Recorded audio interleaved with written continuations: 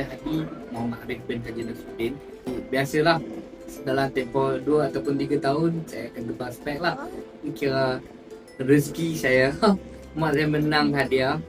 Saya kebetulan memang saya dalam plan untuk tukar spek. Mak kata ambil lah. Kata, okay. Tapi jadi ni ada rezeki saya lah. Alhamdulillah. Saya pakai spek dah 20 tahun lah.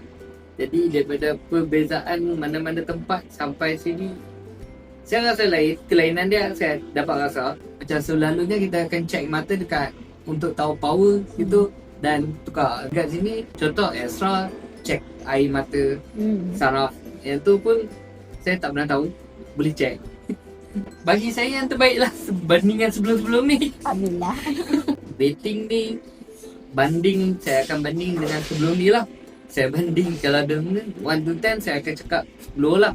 Sebab sebelum ni saya dapat standard yang saya dapat. Dan saya rasa semua kedai cermin mata buat benda yang sama. Sini saya dapat lebih. Jadi bandingan sebelum-sebelum ni, sini lebih lah. Teruskan macam ni pun dah advance daripada sebelum-sebelum. Kalau kata nak tambah kebaikan yang lain, saya pun tak tahu nak tambah apa. Saya pun tak tahu nak tambah apa dah. Sekarang pun dah bagi saya dah terbaik. Kalau nak tambah apa, saya pun tak tahu. Itu saja.